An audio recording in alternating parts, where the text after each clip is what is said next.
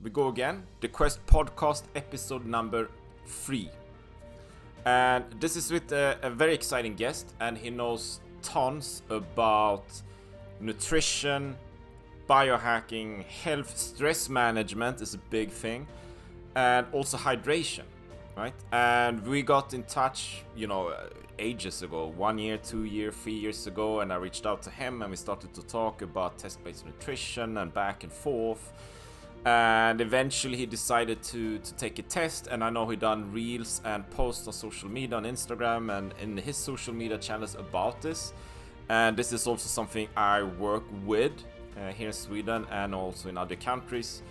And essentially kind of a test-based nutrition is where you prick yourself in the finger and you draw a small blood test, a dry blood spot test, right? And you check your fat acid ratios.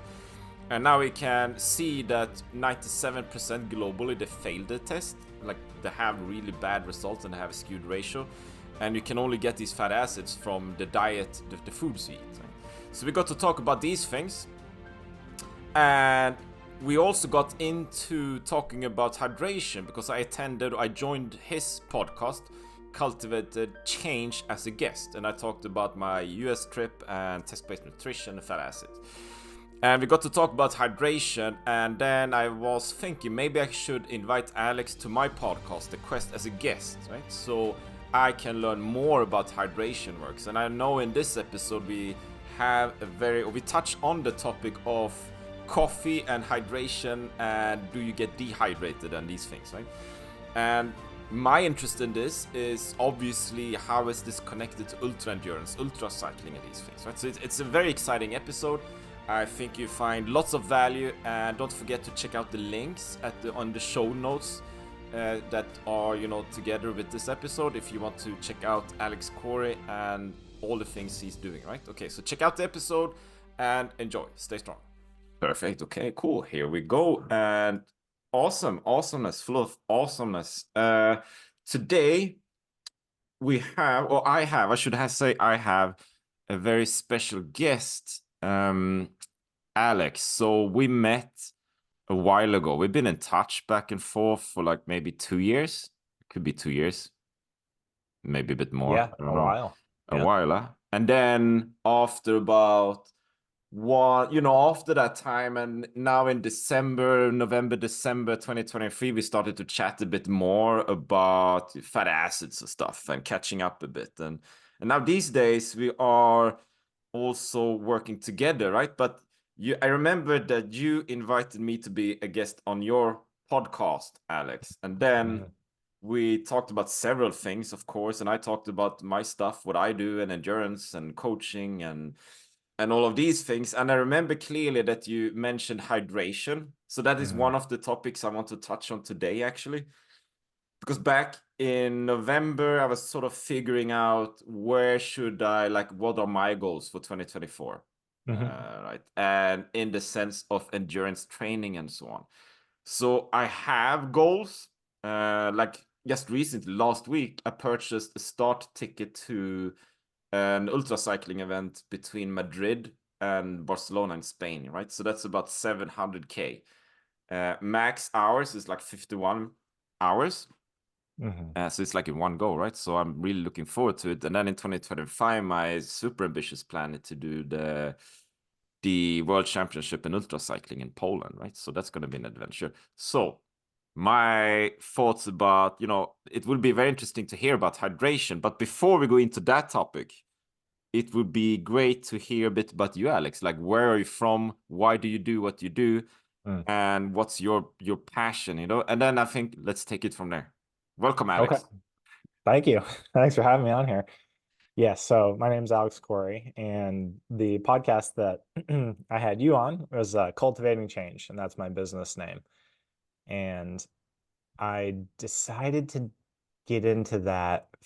I've always been a nutrition nerd since like college when I brought myself out of depression, so to speak. It was pretty hardcore depression just from being in the I'm from the eastern United States, so initially from New Hampshire, which is New England, very cold, Canada-esque, and now I'm in Western North Carolina. Still a little chilly, but I had this nutrition path ignited when I got myself out of clinical depression with basic nutrition, like real, just not heavily processed food, right? College food is usually awful. So that was my sort of eye opener to just what it took to be baseline healthy, right? Just minimal nutrition and movement and sunlight and all of the nice things that we harp on in Primal. Yeah. And I have this fascination of just learning fundamentals of anything I'm interested in. I'm never okay with like a surface level.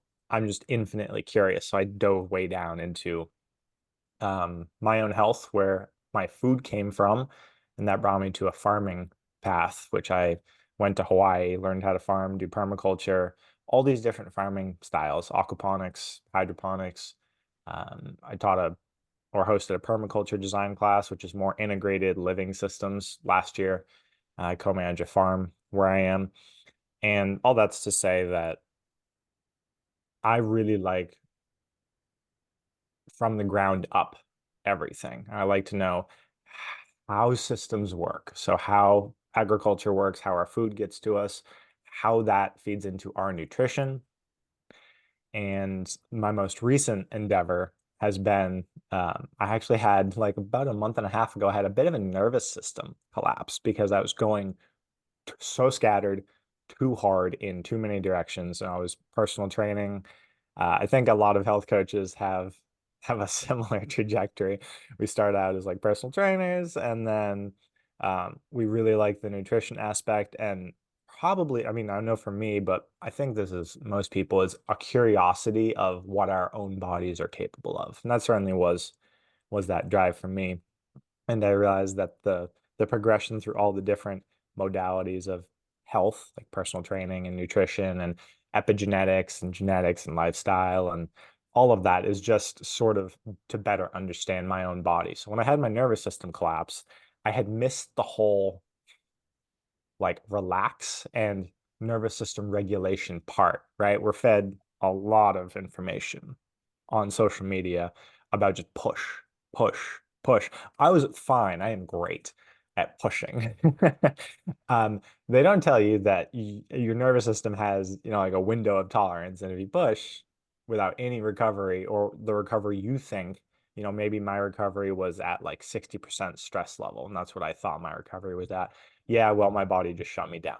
Yeah. So I wasn't recovering as well. So my new endeavor and how hydration plays into it is just keeping my inflammation, which is where I love the company we're doing, Zinzino and test-based nutrition, Yeah. inflammation, the real fundamentals. So like fatty acids, protein, hydration, sunlight, and just nervous system balance in check. The hydration is kind of the missing piece that I think of in nutrition. I think of it as a totally separate branch at this point because it's just not well known. Nutrition people know, if they're in the athletic world, they just, want to take better care of themselves. Usually I should eat better, or Mm. whatever the should is on people's minds because it's blasted on every channel, right? News, whatever. No one talks about hydration other than like, you should probably drink some water.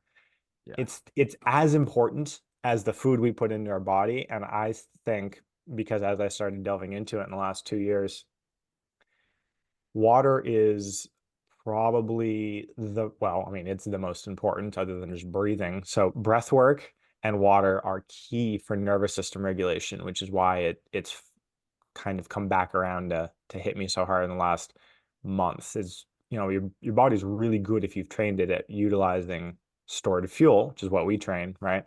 Just running off of fat. But hydration is sort of the missing link in that, like 20% in my health specifically. And I think most people, I think most people are dehydrated to some degree. Like 80% of people in the US at least are dehydrated, which means, I mean, it's the same root word as hydrogen. So it's a lack of hydrogen essentially, but our Yeah. bodies run on water. We're 99% water by molecule count. We are mostly water, and it's how we're conducting electricity, right? The energy Yeah. we feel is actually electricity. So it's the big overarching thing that's so easy which is why I love it. Nutrition is kind of, a little hard. You have to think about it. Water's kind of easy once you get it dialed in. So I dove down into filtration and the Okay. electrical natures. So Alex, I'm taking notes. Yeah, Lots of that was a lot. Sorry. things that pop. Yeah, that was a lot actually. Uh, yeah, you talk about hydration and rest and recovery. I wrote something. Hydration and breath work. Yeah, breath work. Mhm. My experience, which is kind of aligned to what you are sharing, right? Is we have nutrition, we talk about fitness, movement, maybe sleep, stress management, maybe meditation. Mhm. You don't hear so much about breath work. I've done like Wim Hof breathing, not so much these days, actually. When someone mentions it, I always think I should do more of it, but I tend to forget about it. Mhm. And hydration, I should probably work more on it. I never really do anything with it. As you say as well, you know, you hear about you should drink so many liters of water a Mhm. day and all of these things. And I tend to think that, as long as I'm not thirsty or, Yeah. I have some coffee or I have some tea, maybe I have some hydration through my food and through my diet, but I don't Mhm. really put any extra emphasis on it. So my point is kind of, I think maybe breathwork and hydration tends to be Mhm. things that we don't really think about at all, right? Agreed. Yeah, Yeah, those fundamentals, like yeah, breathing and water, and yeah, the breath work is you wouldn't think that you could have such profound insight into your body and nervous system awareness and regulation and emotional regulation from breathing in specific modalities. But I'm taking a course right now. It's from Linda Tai, and she's a clinical social worker, but it's on nervous system regulation yeah, and the control, like Wim Hof, right? The control we have over our autonomic nervous system is remarkable with just breathing. Like it's the signal. That's how we control it, is breathing, right? yeah, That's how we send safety signals and danger signals, and that's what it picks up on is heart rate variability and breathing. So we yeah, can, yeah. can control most of our daily experience through conscious present breath. But and I imagine like my experience as well as you are as well, and you mentioned that this Alex, kind of if you're into health or like entrepreneurship, or maybe just you're a driven person and you do lots of things, right? We tend to forget about, well, maybe we're not even aware of breath work and Right. hydration. We're aware of other things, but still, with social media and all of these things, it's so easy to get caught up. And I just mentioned this like before we started this podcast that I felt scattered. I was Mm. doing like this tiny thing here and this tiny thing here and something up here and something on social media. And it's kind of, I feel scattered. I don't feel, not, I kind of miss deep work, which is something I love when I have at least minimum 2 hours and I can focus on one specific thing, right? That's Yeah. beautiful. Agreed. So it's easy to get caught up in, as you said it as well, Alex, in the feeling of that you have to be productive, efficient, get results, Yeah. achieve your goals, and bam, bam, bam, bam, bam. And we are aware of that we should probably recover and take it easy, but we don't really do that, do we? No. I think most entrepreneurs, there's a should constantly Yeah, poking us. Like I should be doing something for the business. There's always like a should. And there's a nice reel that I got sent by my partner who's really good at relaxing. yeah, And it was like the other half of sort of self-improvement that you can drive yourself nuts. Just you have a list of how to be better, and this is especially true of like type A or entrepreneurial people. There's a huge list, and if you yeah, don't check off that list, yeah, you'll start using it as ammunition against yourself. But the other half of growing is self-acceptance, is just being okay with where you are right now if you did none of that. So that's my my current year's journey, is the embracing that self-acceptance part. But do you have like the other day I was in the city and I had a flat tire on my bike, so I Mhm. couldn't bike back home. Usually I head from my office in the city and I bike back home and I go like full speed, full throttle, right? And I like a blast through town. But I had a flat tire in the mornings. I couldn't, so I walked to the tram, and I was like, "This is quite nice, actually." You know, I have the street, I have the Yeah. small shops. I found a store with like sourdough bread, and Mm. okay, that's interesting, and like eco eggs and stuff like things I never really see otherwise. So I had like a small moment in time where I could actually relax and calm down a bit rather than, you know, take my bike and full blast home and open a Yeah. computer and be productive. Yeah. I found that I was actually addicted Yeah. to stress hormones, cortisol, adrenaline. Like if if I started getting itchy, and this is what meditation is good for, right? It's trying to figure out what you're, for me, it's what I'm avoiding. Yeah. And there's some interesting things that happen in stillness and presence. And I was addicted, probably still am. It's been a month of deconditioning. What happens whenever I'm actually slow and still and present? And a Yeah. lot of things come up. So I use the adrenaline and the stress hormones just kind of override it. That's where I feel comfortable, just going full on. So what actually happens when you actually stop in the tracks and just be like, then what happens then, Alex?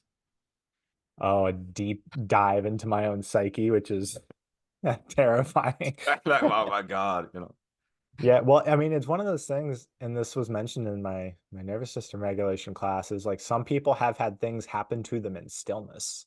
Yeah. Like sometimes you don't necessarily feel safe in stillness because you're just staring at parts parts of me that I haven't really accepted. Like, this is the integration of the shadow and all of those classical like archetype things, kind of or just unprocessed emotion, which has been very interesting to go through like deep wells of emotion that I just covered over by literally running.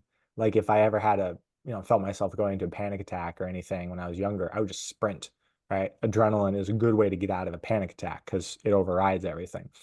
But what I didn't realize is that doesn't just like go away. Like it just gets stored in your body. So when I'm still, I have to go look at, and all of those things start coming up, and I still have to process them. So, and the water is also very, very weird about that.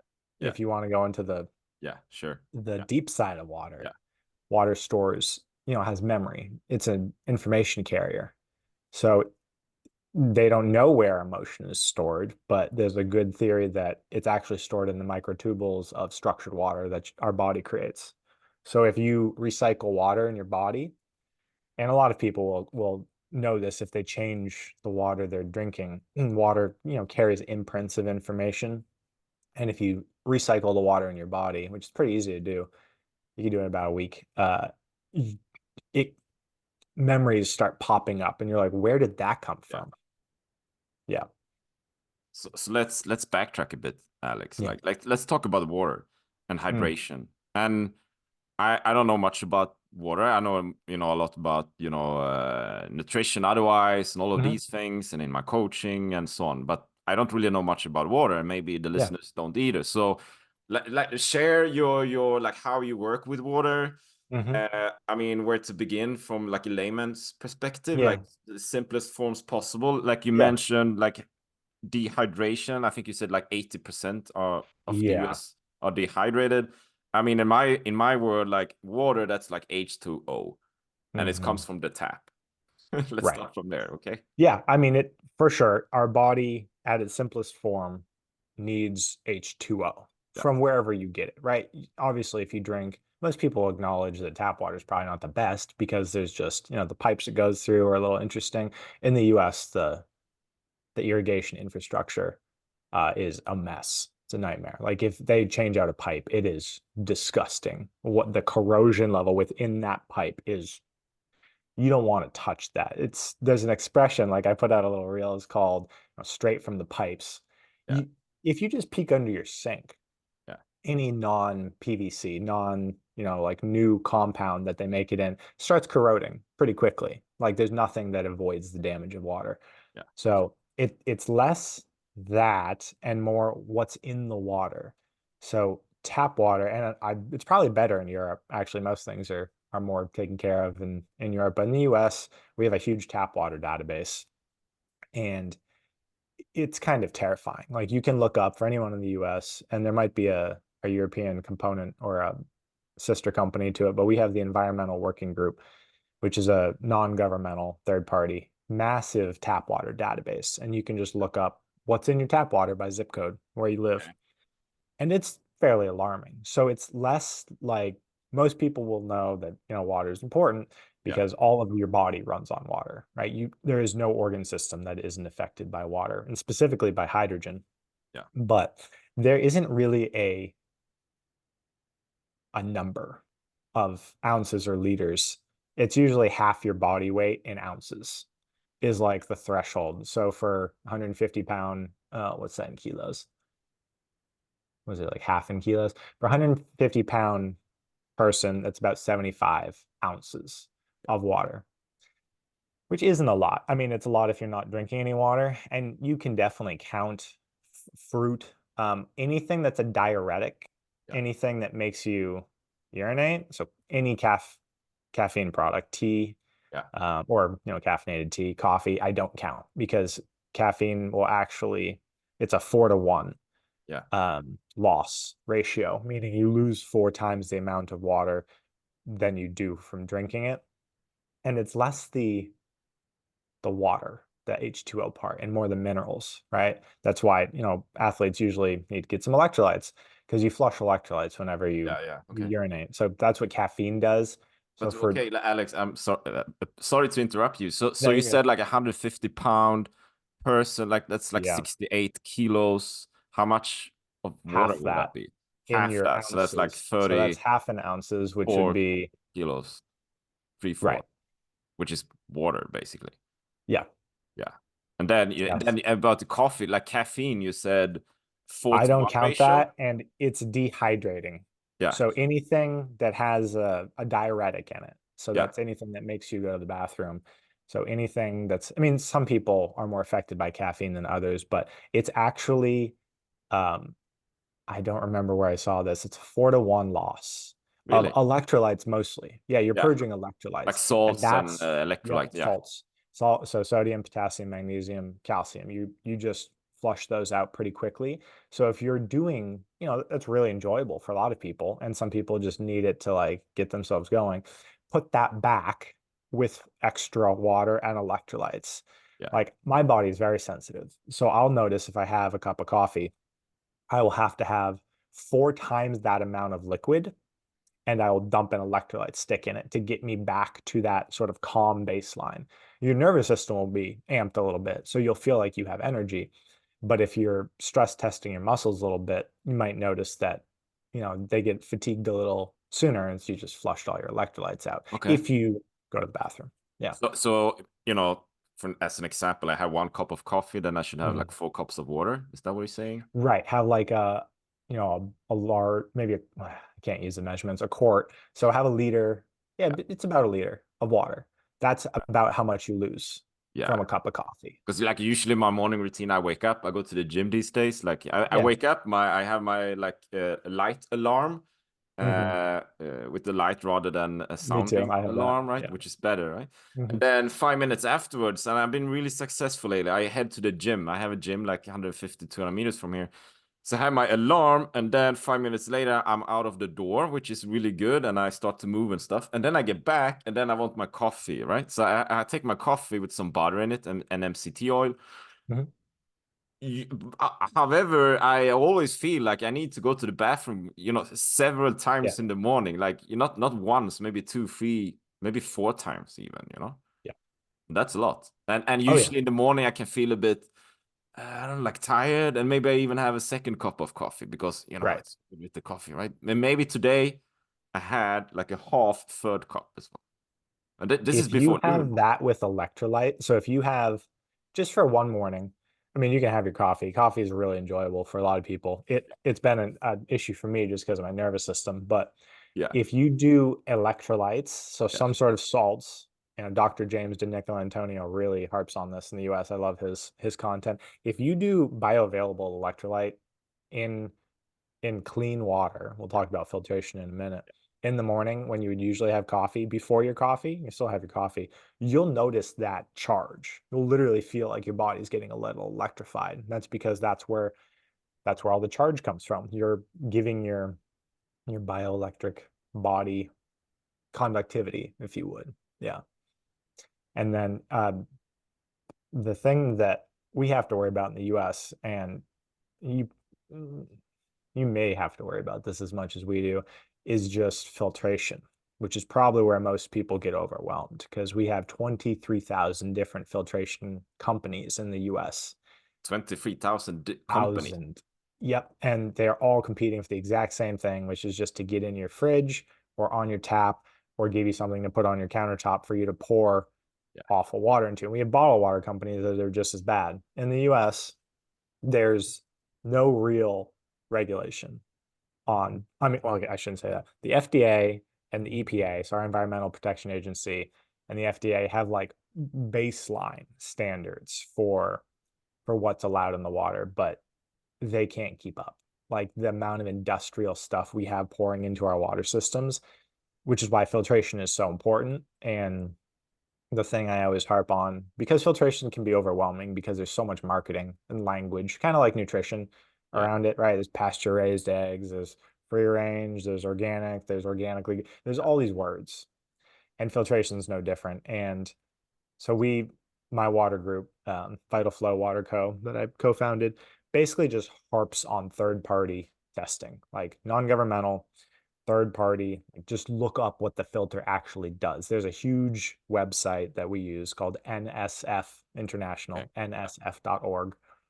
And you can just look up, just punch in the brand of the filter. I don't care what they have on their website. I don't care what they say they do. I don't care what like a random third party lab said because a lot of the labs have been found to be compromised. There's a number of lawsuits going around right now. NSF is pretty independent because they do more than water testing. But you can just look up what the filter does, like what they claimed. Did they actually remove it? And it's unbiased. It's really nice, and you'll find, unfortunately, most filtration companies straight up lie. If you just go look up, they'll use weird language. There's various different levels of certification on like what they remove. A lot of people know the easy stuff. So there's lead, arsenic, and those things that are just straight poisonous, right? It's in our tap water. So you can just go look up if the filter company actually removed, if they were tested to actually remove that. So yeah, I have a product that we use that's the most NSF certified.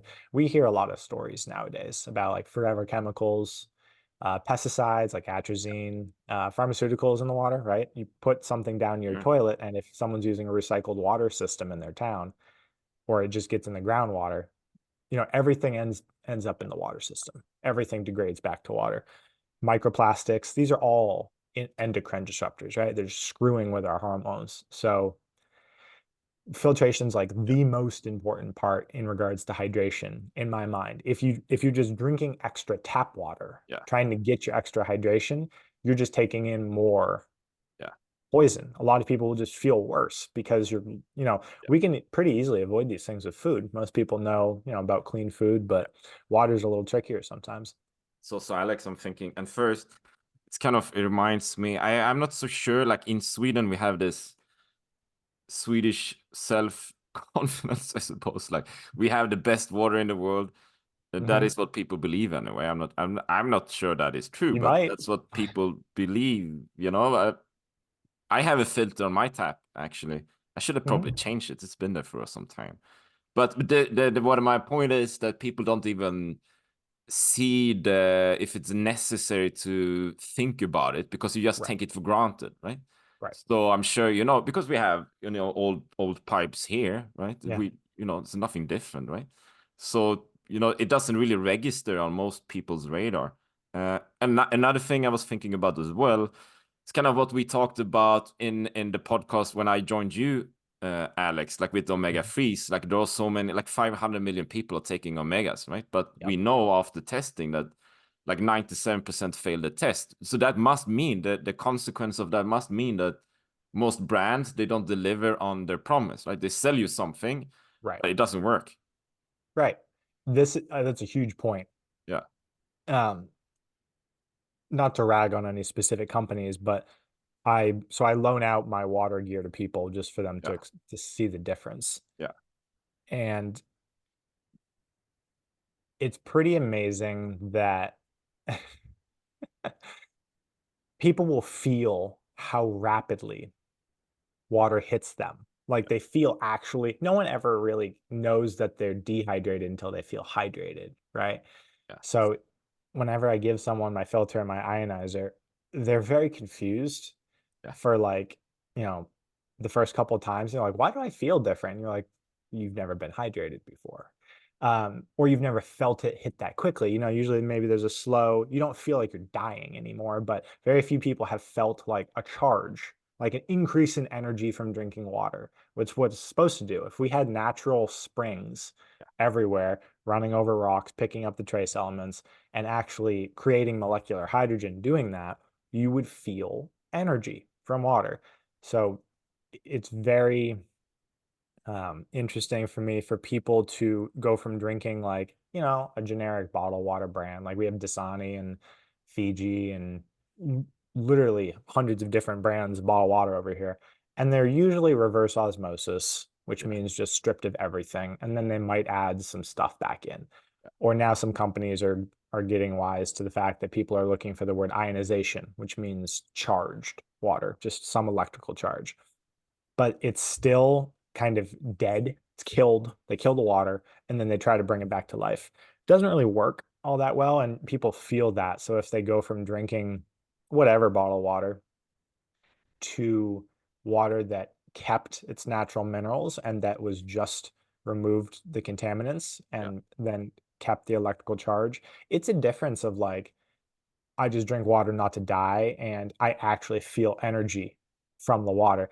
And athletes feel this the quickest, as you would imagine. Like if you go from doing whatever bottled water to the technical name is electrolyzed reduced water, which is filtered and then added hydrogen and added charge. Yeah. The difference is pretty dramatic. It's kind of like the difference you might have experienced, like we talked about, going from just constantly running on carbohydrates to Yeah. not. And you're just like, wow, okay, my body feels dramatically different. And I just changed this one thing. Like water is really easy to change. It's a difference in metabolism and it hits you in like 5 or 20 minutes. So You can feel would your you, body yeah, switching. yeah. So would you recommend, like usually like what we say when we coach clients in Mhm. diet, right? We say, Mhm. okay, so get rid of all the grains for a while Mhm. and Yeah. then see how you feel, and maybe if you want to reintroduce some grains, reintroduce them, you can do so, but be aware of how you feel, right? So it sounds Yeah. like a similar approach. Oh yeah. So maybe, I never seen water as a sort of an energy drink. I Yep. always seen it as, I'm gonna die if I don't drink. Exactly. Yeah. That's it, It's a necessary annoyance for most people. Like, Yeah, oh, so I you have to like, drink water. Yeah. you drink and yeah, so when I was like in bike packing from LA to New York and was in the middle of the desert, obviously I carried lots of water and I had electrolytes and everything Yep. as well. But that was kind of an extreme Yep. circumstance. I don't think that way, in everyday life, right? So what I'm thinking is, would you recommend anyone or me maybe to, maybe stop coffee and tea and stuff for a few days and just, like drink this like filtered water and see how, and maybe add some electrolytes as well and Yep. see how that would affect it. And maybe especially in the morning, because that's when Yes. I feel the most kind of That's when tired. you're the most dehydrated. Yeah, Yeah, you didn't have any water for the last 8 hours, yeah, usually, or longer. yeah, And that's when your body has, the recovery process during sleep takes a ton of water. And the odd thing that people generally notice whenever they swap to more filtered, like specifically third party filtered water, you don't have to go as far as ionization and adding charge back in, but if you do all that, what people notice is some of the inflammation goes away. Because whenever you're dehydrated, your body needs the water. It will find it somewhere. So if your body needs water for a recovery process, it'll go to your stores of water, which Yeah. are generally in your synovial fluid in your joints. So a lot Ah, of people will notice that they're interesting. like achiness Yeah. and some even like, symptomology associated with like, osteoarthritis or rheumatoid arthritis, some like pretty drastic, like chronic inflammatory Yeah. pain-based stuff they'll notice going away. And they're like, wait, I thought this was caused by XYZ, whatever. Yeah. A lot of things in the body are literally just dehydration. I'm not saying it'll cure everything, but if you can give your body back that 20% that is constantly looking for a store of in your body, Yeah. kind of like, whenever you swap over to a cleaner way of eating, random things start that you had just accepted as normal, as your condition, the human condition, go away because you're giving your body like the base molecules back in excess. Yeah. It's Sounds very strange. sounds very much like the like we talked about last time as well with the omega threes. Like you have Hmm. the cells and you have the cell membranes, and the cell membranes consist of saturated fats, omega 6 fats, and omega 3 polyunsaturated fats, right? Yeah. But if you don't have enough omega threes, like the body will just grab whatever it can find Yeah. and it starts to build this cell membrane of whatever it can find, and usually the ratio is really well not so beneficial for health, right? So but Right. it will find the building block somewhere. Right. Yeah. Exactly. Same thing with water. It'll find it wherever it needs to, and usually, it'll pull from your skin. People can literally look dehydrated. Yeah. It doesn't look shiny, it doesn't look full. It just looks, wrinkled and dry and shriveled. That's dehydration. So, like people's skin changes, all sorts of interesting things. Your body's really good at like it'll get the water. If you're drinking crappy tap water, it'll Yeah. still pull the water out of it, right? It just gives your kidneys extra work to Yeah. do. They're really good filters. But the work of Gerald Pollack was the guy who discovered structured water, which is H3O2, how your body stores water and creates an electrical battery out of it. Basically discovered that, our bodies have their own method of separating um, the toxins that come in with water sometimes and just storing the water in like it's a amino acid and mineral complex, how our bodies stores water in a gel-like Yeah. crystalline structure, which is the fourth phase of water. But Okay. Cool. your body is really good at filtering. Yeah. People just I mean, your body's filtering all the time with everything else, like with food, right? So the more energy you can give it back by not having that in the first place, the more energy you'll have to use. So people generally, whenever they change their water, and I just harp on the big ones now, like you mentioned. I harp on fatty acids, so omegas, because they're just a massive role in your general experience of how good you feel in your day, right? So I harp on that. I harp on protein because that also just kind of levels your hormones out and makes you feel stable during the day if you have adequate protein. And then water, the big building blocks of your body: water, protein, and fat. So what would be I'm curious, kind of Mhm. we if you don't filter your tap water, you don't dehydrate, you don't add electrolytes, and Mhm. you don't do any of these things, what would be like the ill health consequences of that? What could that be like long term? Is I mean, almost all does. It's just inflammation. So yeah, it's the same root as chronic inflammation is if your body doesn't. Water is, well, it's water, but it's also hydrogen. yeah, There's specific colonies of microbes in your yeah, gut called hydrophiles, and they run off of hydrogen. So your body uses some of the water for the water, but it also rips the hydrogen apart from okay, some of it yeah, and uses that molecular hydrogen, which is actually a gas, H2, two hydrogen atoms in a neutral gas bond, is actually the most common element or molecule in the universe. yeah, But we don't breathe it, and we actually make it and need it. It's a powerful antioxidant. So the things people notice if they have that, which has traditionally been found in our water, in streams. It happens when lightning strikes water, has the base of a waterfall. Basically, when there's some electrical property in nature and it blows the water molecule apart, that's an antioxidant. We're used to having small doses of that in our water. So that's a recovery agent. So people will just we're seeing it now. I mean, in the US, like almost the rate of chronic disease, chronic inflammatory disease is skyrocketing. That's one of the byproducts of not having it's just a recovery molecule. So it's used to rebuild everything in our body. So the same effect as if you just ate processed food your entire life. You just will kind of feel like people feel chronically, or like I felt last 2 months. So chronically tired, lethargic, scattered. So a lot of people call that brain fog, kind of like you're just reaching for something. You feel like a cylinder's misfiring, achy joints, not wanting to move. Kind of like if you just stayed in your house and didn't get any sunshine and just ate chips for like, 5 days, you probably just wouldn't feel like you're having the best experience of life. That is partly, that's inflammation and hydration. Dehydration is synonymous with inflammation Yeah. in my view now. Yeah. Yeah. Yeah. I think you said something really good there, like wanting to move. That's how I often hear, friends, colleagues, and so on.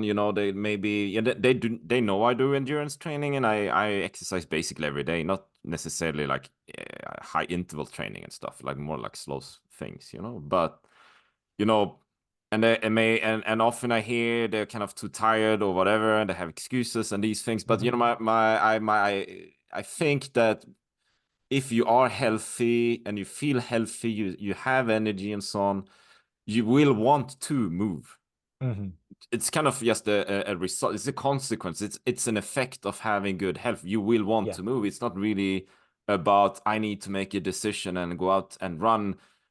It's kind of shit. I feel like fine. I have this energy. I want to move. I'm heading out. You don't even take like a conscious decision necessarily. Just all of a sudden you're out moving about. Right. Right. Yeah.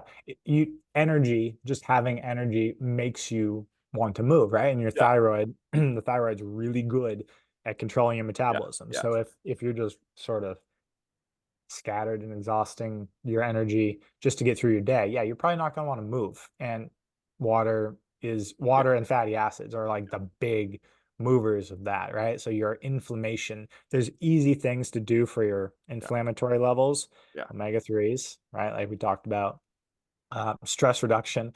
And then now I think it's actually just clean water plus molecular hydrogen, which comes from the charge, and I say that just because it's so easy Yeah. to do. Like there's no habit change required. It's just a kind of like supplements, like just drink this instead, and you start to feel your body changing rather rapidly, actually, which is kind of concerning for some people. Like 3 days, it happens really quickly if you start replacing your water. It's kind of like going from, just eating, junk food Yeah.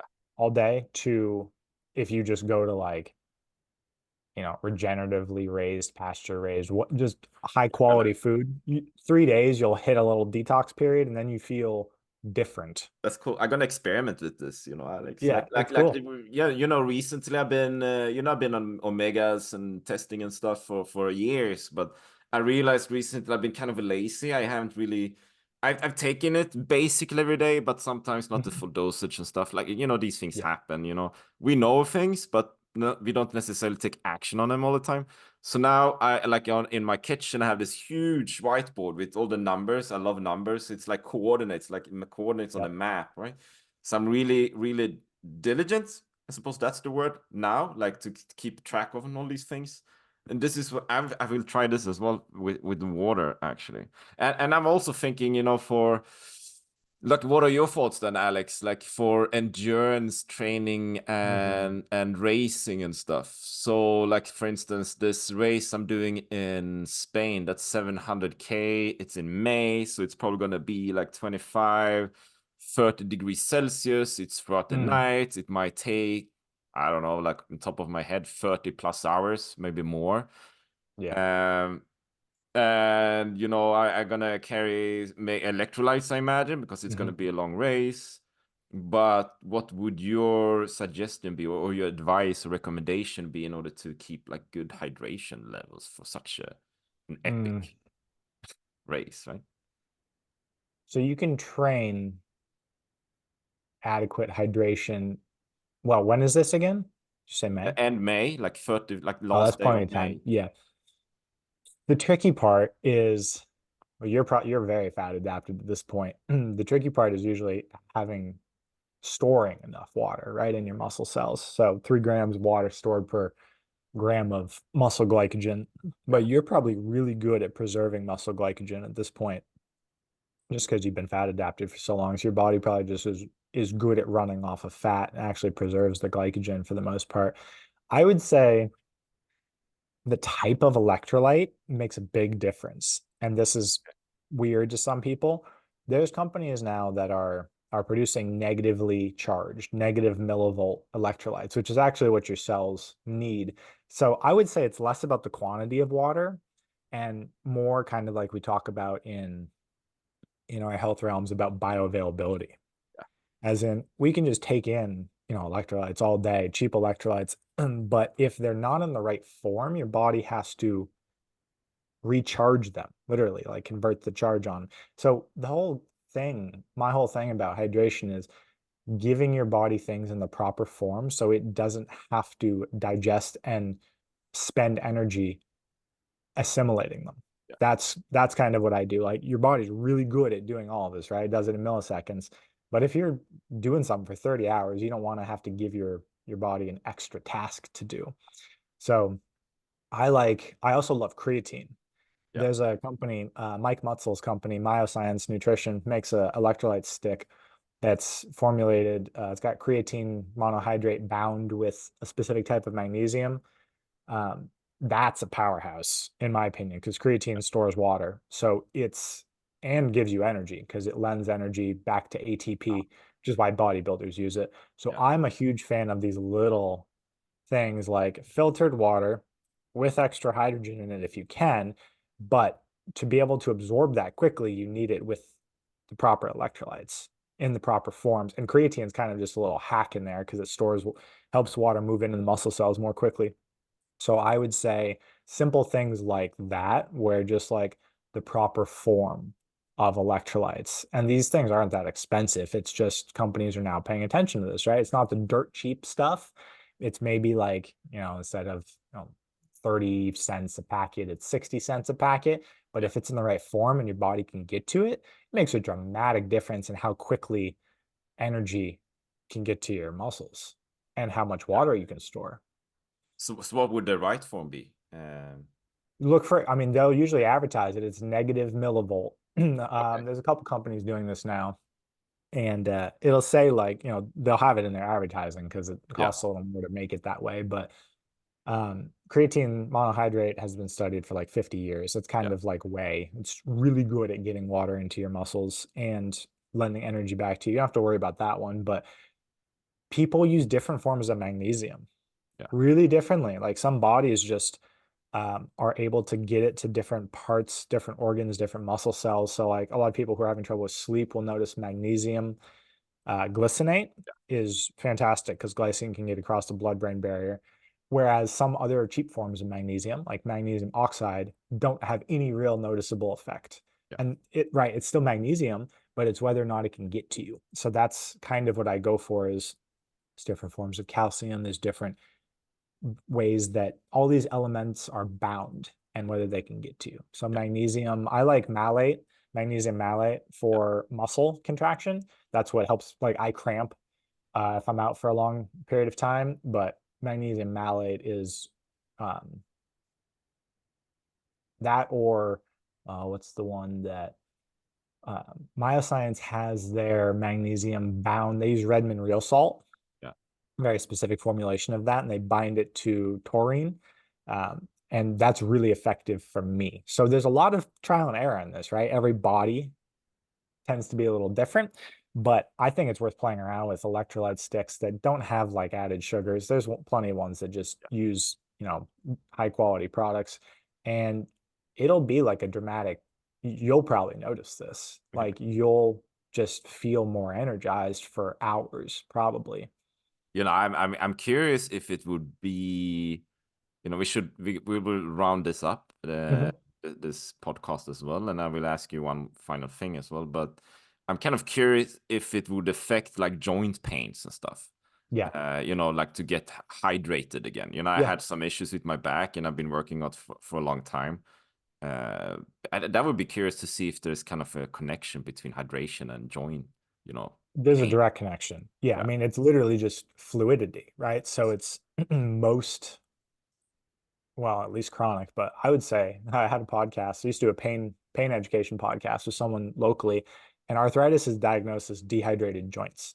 So the easiest way to see if you have joint pain is literally just to become properly hydrated. Yeah. Like I said, if your body doesn't have enough water that you're taking in, it will go to your synovial fluid and steal water because it needs the water. And that's your store of water if you run out. So yeah, joints are usually the first to get hit. If you're dehydrated, you'll notice creaky, scratchy, achy joints. And then if you can rehydrate, that'll happen in days. You'll notice.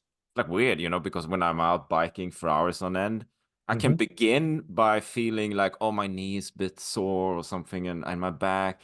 But then after hours and hours, I usually feel nothing. It's Yeah. like liquid, like lubrication, like the whole Yeah. body is like working in synchronization somehow, right? So yeah, that You makes also might sense. be Yeah, overriding that with stress hormones. yeah, yeah, Like that's the yeah, runner's high, right? Is cortisol and just yeah, catecholamines, your adrenaline. That's yeah. kind of just like Yeah, numbing you a little bit. yeah, yeah, yeah. I Yeah. wouldn't, I wouldn't disagree. Yeah.